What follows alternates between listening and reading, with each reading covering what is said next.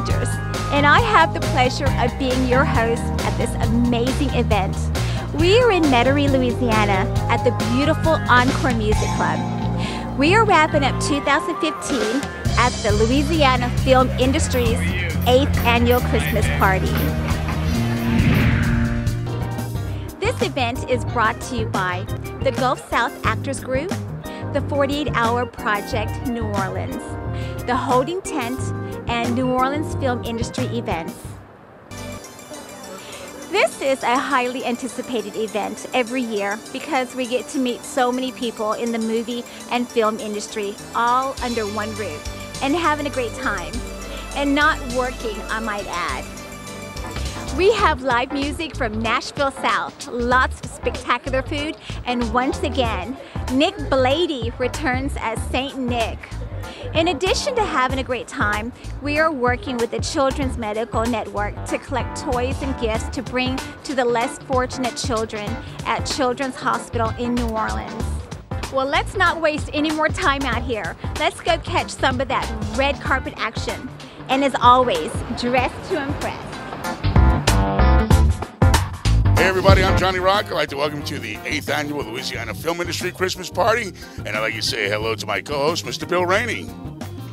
And I'm Bill Rainey. Thankful for everybody to be here. Glad y'all could make it. All right, we're going to get the show rolling, ladies and gentlemen. We have a whole bunch of people ready to walk the red carpet. And we'd like to introduce you to this year's red carpet hostess, ladies and gentlemen, Mindy Van Kuren. Hello, I can't wait to meet all of you on the red carpet. Billy Slaughter, proud local actor. Awesome, and the pride of New Orleans, I think. One of the youngest actors to ever receive the Marquis Award. Yeah, 2015 has been phenomenal. I worked probably my biggest role to date in The Magnificent Seven all summer. Awesome. I'm in Trumbo right now. As a matter of fact, shout out to LA Film and Video. I'm in Big Short, about to come out, and then Daddy's Home Christmas Day, so it's definitely going to be a good holiday. I'm Bree Librand. I'm a local actor, and it's been a lot of commercial work this year for me. And I'm hopping on a Senate campaign, doing a little bit of politics now. There you go, politics. That's a good place to be right now, especially with what's going on with the incentives and everything. Right. I want to get involved and try to make a difference and do what I can and jump in because we've got to bring the movies back to Louisiana. We need that. What do you see coming into the future of 2016? Right now, it's just politics in order to bring the projects back. 2015 is going to essentially be finishing up my film. I'm working on a documentary, Forgotten Bayou, about the sinkhole in the middle of the swamps. Oh, wow. And its effect on the community and the environment, and will be finished early next year. This is a very important film about the culture of Louisiana and also the environmental impact of this sinkhole in the entire ecosystem. It has been an amazing year. I believe in God giving you the desires of your heart. I believe that 100%, and He has. And this is a closeout for us. We're going out with a bang. And let me tell you, I've already claimed 2016 to be the bomb. It's going to be epic. I'm getting chills just thinking about it. Awesome. Well, thanks so much for being here, Kim. After the red carpet event, we took a few limo rides around the city courtesy of Discreet Limo. On the way, we had a few special guests come along for the ride. Hi, this is Kim. We're on our way to the Encore Music Club. This is our second round of interviews with these amazing actors. Here, I would love for you to meet them. Here we go. Here we have David Glasser. Hi, how are you? Hi, David. How are you? I'm doing well. I'm doing well. I heard you came from California, and what brings you here to Louisiana? I wanted to be closer to family. I got my grandpa here, and yeah, I was doing auditions and roles in LA that I found that I could be doing here in New Orleans, and so I took that opportunity to come back home, be closer to family, to get back involved with the community that raised me, and have fun and do my life. Wow. Well, I'm really glad he's here, and I just know that you're gonna do really well here, and good looking as you are. Oh yeah. So here we have your grandfather. Mr. Bob Bennett. Nice to meet you, and we're so happy that you're here. So can you tell me about your career in the film industry? Well, I'm a local Louisiana representative for SAG-AFTRA. We've just been elected, so we have a new board. We have some new people on board. And we're trying to have an outreach program where we can meet more people with SAG. We have some great actors in Louisiana and Mississippi, and we'd like to get them involved. Yes, here with me right now is Mindy Van Kuren. And Mindy Man, please tell me about the Love in the USA tour. Oh, first of all, it's a pleasure to be here, and it's great to be with all. And the Love in the USA tour, where we go around the country and we're going to different spots to highlight and the different aspects of different places. Just before starting here, we did a music video in the French Quarter, and with local musicians, and that has that French Quarter vibe. Then we're going to different places in Louisiana to be able to show off to the rest of the world what Louisiana is all about. That sounds great. How are you enjoying yourself tonight? Is this your first time, or have you been? No, look, I come to support the film industry. I got many friends here in this film industry, and I come to support it every year. Oh, and look who I have in the limo with me now. It's Glenda from Swamp Pond. How you doing, Glenda? Hi, Christy. It's a pleasure to be here. Actually, we have a lot in store. I'm looking forward to showing the Monkey Man around Point Capee. It is where I'm originally born and raised from. And as the Creole side says, and the French side, laisse les bon temps rouler, or we say laisse manger et les boire, which is let's eat and let's drink.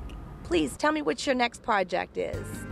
Christy, actually we have a lot in store. I've actually been working on a project for Swamp Girls Going Crazy, and I'm also working on a project with Monkey Man touring the USA project, which we're looking very forward to. I have the fortunate blessing to be with Santa Claus.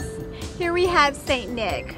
So it's a pleasure meeting you finally. So tell me, are you having a good time? I certainly am. I like to come down to Louisiana. I prefer when the weather is a little cool like it is tonight. Otherwise, the humidity, I might have to take my jacket off. But I'm doing great tonight. All right. Thank you. You know, I have one question. Because Santa Claus is with me right here. I don't have to write a letter of the things I want. But tell me, have I been naughty or nice? Well, are you sure you want me to say that on air? No, that's okay. Thank you. I'm so glad you're here. I'm with Santa Claus. We have the legendary Peaches Davis. Mrs. Davis, I'd like to know, how long have you been acting? Yes, I've been quite busy doing film and TV commercials. I just ramped 55 days. We're doing a big Western, The Magnificent Seven, which will be shown next year. It will be out next year. Oh, that was so awesome. I just feel so special because they made me a pendant from a blank bullet, and I just treasure that, and as being part of that movie. I must say, I also had a great time meeting so many wonderful people in the film industry that is Hollywood South.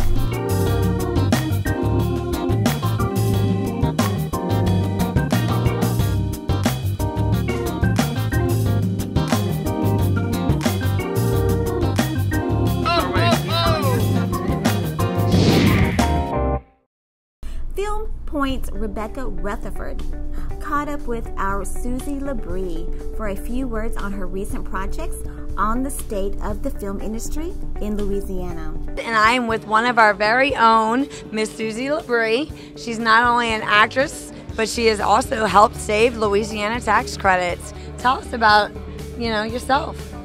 Okay, my name is Susie Labrie, and I am an actress, and also I have been an extra in films, in more than 300 films, and I've done acting in a few films and speaking parts. Some of the films that I've worked with was With My Soul by Jency Hogan, and I believe I've seen you on Green Lantern, correct? oh yes, I was an extra in Green Lantern. All right, now tell us about what you've done about trying to save Louisiana tax credit in our jobs.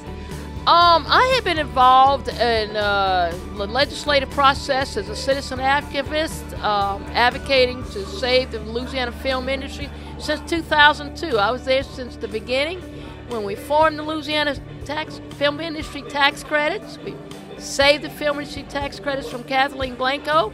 We enhanced the film industry tax credits from 25 to 30%. And wanted no sunsets, so because we wanted stability and certainty. And then now we had to fight again to save our tax credits. We had a big victory in 2013, and well, 2015 was a bummer. Jindal capped the film industry tax credit, and then we mobilized some political forces behind to approach all the candidates for legislature and all the candidates for governor, to get them to commit to support the film industry and the tax credits, and we converted a lot of people, a lot of legislators and politicians who at once was against us, who were for the caps, and now they're going to turn around and support us. I've done that over through the years. And yes, and I want to announce that John Bell Edwards is going to be supporting us, and he put it in writing to the Louisiana Film and Entertainment Association that he wants to be our cheerleader in supporting the Louisiana film industry, and they want to market Louisiana and show what Louisiana has to offer, as well as the Louisiana film industry tax credits, such as the beautiful natural resources and the people, the food, and the music, and the talent. That is just amazing. I'm so glad to hear that. I'm sure many others are beyond ecstatic about hearing that. I mean, is there any other issues really going on with this? Well, what we want right now is to have stability and certainty, and we want to show that we have confidence in our state, and that's what we need, a spirit of confidence and unity. So this shows that Louisiana truly has amazing fighters, beginning with you. And that's just amazing. I'm so glad that we have some people that really believe in what's going on in Louisiana and want to support it and back us up. And it's not about fighting, it's about getting the information out to the legislature and to the powers that be, the information to the press, the information to the market, and the information to the people here. I truly believe that, and I hope that everyone begins to look up this information and help us, keep Louisiana alive as far as the film industry. Rebecca also caught up with producer Victoria Green to discuss her upcoming documentary as well as the impact the tax credits have had on her film. Hi, I'm Rebecca Rutherford, and I'm with Victoria Green with The Forgotten Bayou. If you remember, we had Louisiana with a sinkhole, and she can tell us a little more about this project. Thank you so much. I tell you, Forgotten Bayou is a project that I've been working on for 3 years, and it is about the giant sinkhole that we talked about a few moments ago in the middle of the swamps in Assumption Parish, which is roughly 70 miles from New Orleans or only 40 miles from Baton Rouge. Before the sinkhole was even formed, there were earthquakes, there was gas permeating throughout the neighborhood, throughout the bayous, throughout Lake Ferret, and nobody knew what it was. And then the sinkhole formed on August 3rd, 2012. And the homeowners were told that very day they're under an emergency, a mandatory evacuation, and they have to get out. And they didn't know why, I understand. I think the unknown scared them all, but about 25 people evacuated immediately. They just picked up and went, and so many of them had no idea where they would go. Fast forward 3.5 years later, the sinkhole still has issues. Most of the people are gone. They've been bought out through the class action lawsuit or through so this is something that hasn't been completely figured out yet. It's still occurring right now, right? Experts from all over the world have studied this. I mean, not just from the United States. They have an idea what actually caused it, and essentially they're caverns underneath the ground. They're salt domes, and these caverns or cavities are formed, and we get salt from there, which is called brine. It was mined very close to the edge of the dome. Now, Texas Brine believes that drilling for oil around the outside of the dome has had an impact and caused this collapse. But the interesting thing about it is why exactly it happened, I don't think we'll ever know, because it's buried thousands of feet below the Earth's surface, and it's in the middle of the swamps. And that hole is 32.5 acres in diameter and almost 200 feet deep. Wow, that's pretty scary. I couldn't imagine being, swept away from my home and not completely knowing why and changing life over this. And several years later, we still don't have an answer. Well, they have an idea, but no, they really don't have a firm answer. Now, of those households, about 10 families have stayed, despite any unknown risks or anything. They want to stay, and you know why? Because it's so beautiful. There is a beauty, tranquility. There's so much beauty in southern Louisiana, but yet if you go to one side of the neighborhood, the south side, it looks like a ghost town. It's abandoned. There's 38 cats. Nobody's there. So one you're camp saying owner. half of the town is completely normal, but the other half is just like wrecking. It looks normal. Of the one half that had 26 houses, 10 families are there, but it looks normal. Wow. The other side, it's like you could film an apocalyptic movie. I'm not saying that right, but you could film. It almost looks like people are told that there is a nuclear holocaust. Get out, because the doors are open, the windows are open, and during a breezy day, the doors open and close and open and close. Do they believe that the rest of this town could possibly sink just like the rest of it, or? No. Well, there's a lot of subsidence in southern Louisiana because of all the elements taken out of the land, like you have in New Orleans and other parts of the state. So it's a third of a mile to a half a mile away from the sinkhole, so it will not fall into the sinkhole, but there is subsidence. They're going to tear everything down. People's lives will be knocked down brick by brick, piece of wood by wood, and it will be, a year from now, will be nothing but green space. Wow, that's pretty scary, being completely ripped away from your home and not knowing completely the reason or the whereabouts and when you can actually return to home. Well, we really appreciate your documentary on this, and we'd love to hear more about it. Well, I just want to say a couple more things. First of all, the film Forgotten Bayou, we have a website, www.forgottenbayou.com. We're in production right now. Not production, we're in post-production right now. The film will be completed early spring. And not only does it show the devastation, not only does it show the beauty, but it shows the resiliency, this film, of the people of this parish. It's mostly Cajun people, but some from Baton Rouge, but there is a resiliency, and that is what is amazing. I want to talk to you real briefly about the film credits, because right now we have an issue, during the legislative session last year, they capped it at 180, and there's plenty of money to handle the productions, but there is a perception that the business is dead here. They're trying to bring it back.